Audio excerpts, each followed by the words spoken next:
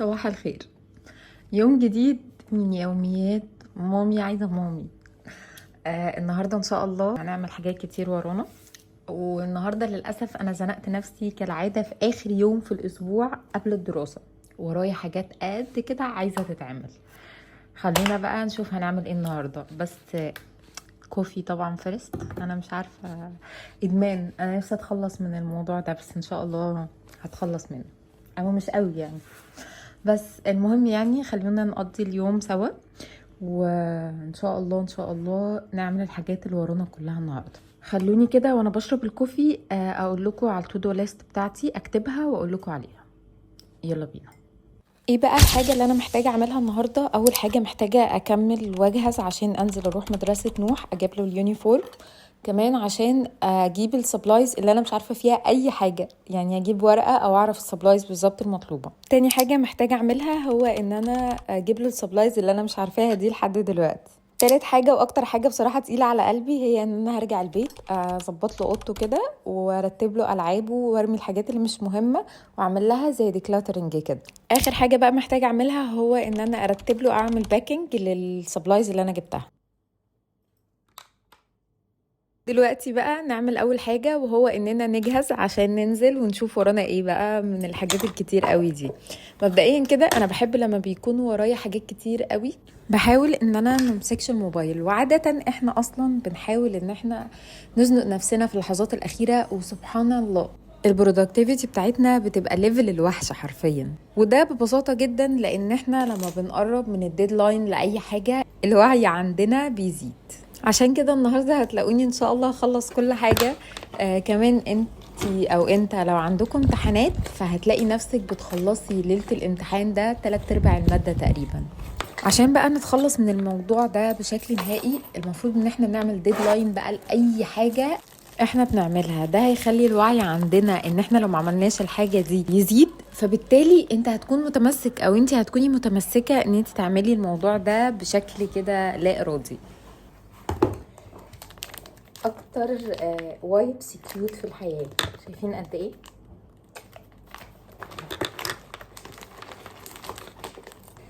بصراحه ما بقدرش اقعد من غير ورقه وقلم، او نازله اشتري حاجه ببقى عايزه اخد معايا الورقه والقلم. دي كانت الجورنالينج نوت بتاعتي بس خلصت، وده بالنسبه لي بيبقى انجاز حلو قوي. اصلا انا يعني لو طلت اعمل لكم فيديو عن الجورنالينج بس هعمله لكم، بجد فرق في حياتي 180 درجه. شايفين الشنطه قد ايه؟ بس اخدت حاجات قد كده نينجا. ان شاء الله يوم موفق.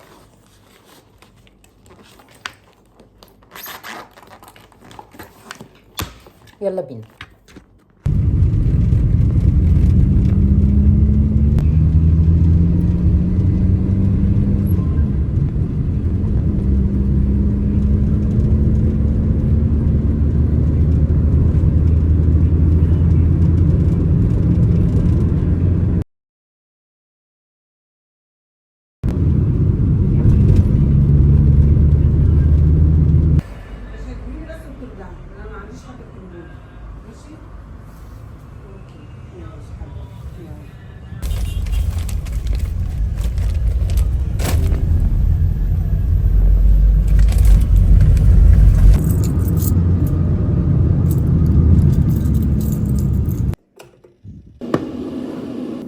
نعمل حاجة بقى كده تدينا طاقة وتفوقنا للمعركة اللي جاية، واكتر حاجة مش بحبها في الحياة. بس احنا ناس منضبطين وعارفين احنا هنعمل ايه وهنروح فين، فاحنا التودو ليست اللي احنا كتبناها هنخلصها النهاردة ان شاء الله.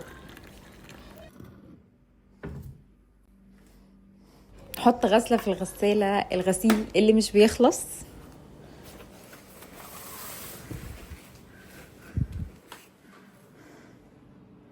خلونا بقى الاول، انا بحاول افضي كل الالعاب بتاعت نوح عشان ارمي الحاجات اللي اتكسرت واخلي الحاجات بس السليمه، واطلع شويه حاجات اخليها له والباقي اشيله، بحيث ان الاطفال اصلا مش بيلعبوا بالحاجه اللي دايما قدامهم، فمن وقت للتاني بنحب نغير لهم الالعاب كده عشان يحسوا ان هي جديده.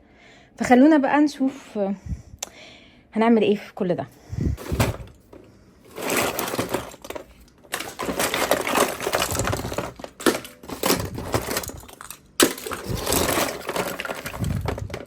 انا حاولت افضي كل الالعاب، واللي هو اساسا لمم حاجات من المطبخ ومش فاهمه بتعمل ايه عنده كل الحاجات دي. خلينا نمسكها كلها نعمل لها زي ديكلاترنج كده، ونطلع الحاجات اللي ملهاش لازمه والحاجات اللي ليها لازمه بس اللي نخليها او السليمه.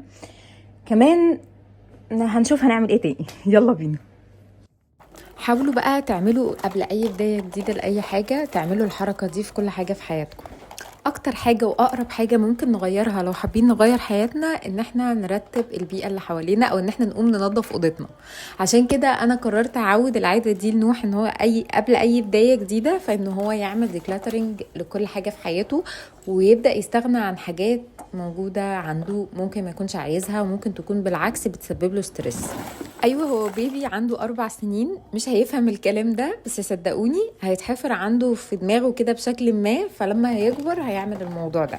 فبطلوا بقى اللي انتوا فيه ده، وقوموا نظفوا اوضتكم، رتبوا الدنيا كده عشان الدنيا تبقى حلوة، وشيلوا اي حاجة ملهاش لازمة. عارفين طبعا هنرميها فين؟ لا بجد مش هنرمي الحاجات المهمة او الحاجات اللي ينفع نستخدمها بعدين. في طرق كتيرة قوي ممكن ابقى اعمل لكم فيديو بيها مخصوص، زي مثلا ان احنا غير ان احنا نديها لحد يعني عارفينه، او حد يكون محتاجها اكتر مننا واحنا مش بنستخدمها. كمان هو احنا ممكن نستفيد منها، يعني احنا لو محتاجين فلوس ممكن نعمل ريسايكل كده للموضوع ده. يعني ازاي هقول لكم؟ يعني في جروبز او في حاجات كده بتخلينا ان احنا ننزل الحاجة اللي عندنا، وكل واحد بينزل حاجة عنده بس تكون طبعا حالتها كويسة ويبدأ يبيعها. ده هيبقى مفيد في انه هيخلي الحد اللي هياخد الحاجة دي حافظ عليها بجد، لانه دافع فيها فلوس. كمان انت هتقدري تستثمري في حاجة تانية انت هتكوني محتاجاها في الوقت ده.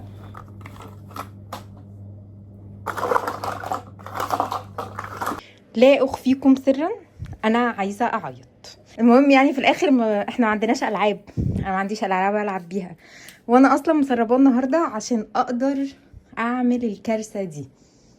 يعني انتم شايفين المنظر، فدعواتكم لاختكم بس في الاخر. المهم دلوقتي انا احتست، فقررت ان انا انضف التربو بتاع الالعاب الاول والدرج ده، فخلونا نعملهم ونرجع تاني. انا مش عارفه بقى انا ليه ما شلتش البتاع الاصفر ده، فتعالوا نشيله.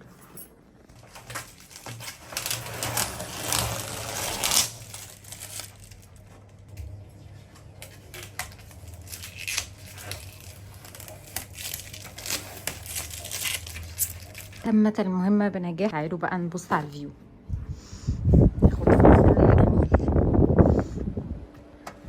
شايفين الفيو؟ جو رائع رائع يا جماعة. ريحة الهواء وأجواء الخريف كده والشتاء تحفة تحفة.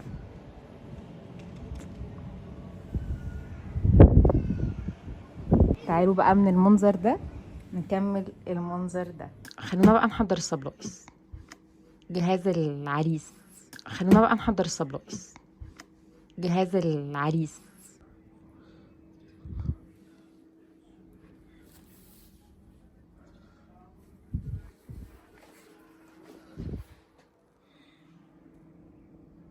عايزه اقول لكم ان انا حاسه باحاسيس مختلطه بشكل غريب. على قد ما انا مبسوطه، على قد ما انا متفاجئه. ما شاء الله ازاي الوقت بيعدي والاطفال بتكبر بسرعه كده، اللهم بارك يعني. بس حرفيا والله مش هزار، انا ببقى عايزه ماما، اللي هو يا جماعه انا وصلت هنا امتى؟ احنا ايه الليفل اللي احنا وصلنا له ده؟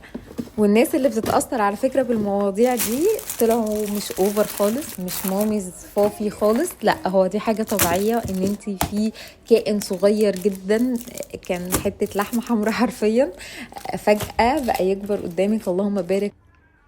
ده اول جزء خلصناه بجد. ايه ده؟ عموما ربنا يبارك في كل الاطفال، واتمنى تكونوا استمتعتوا وتشجعتوا وقمتوا كده عملتوا حاجه، او الفيديو ده يشجعكم ان انتوا تقوموا تتحركوا فعلا وتعملوا حاجه انتوا المفروض تعملوها، وتظبطوا اموركم وما تزنقوش نفسكم للحظه الاخيره. زيي حطوا لنفسكم انتوا الديدلاين عشان تزنقوا نفسكم احسن ما حد يجي يزنقكم، او العواقب ما بتبقاش حلوه. دي تاني حاجه هعبيهم بقى كده في اي شنطه. يلا سلام.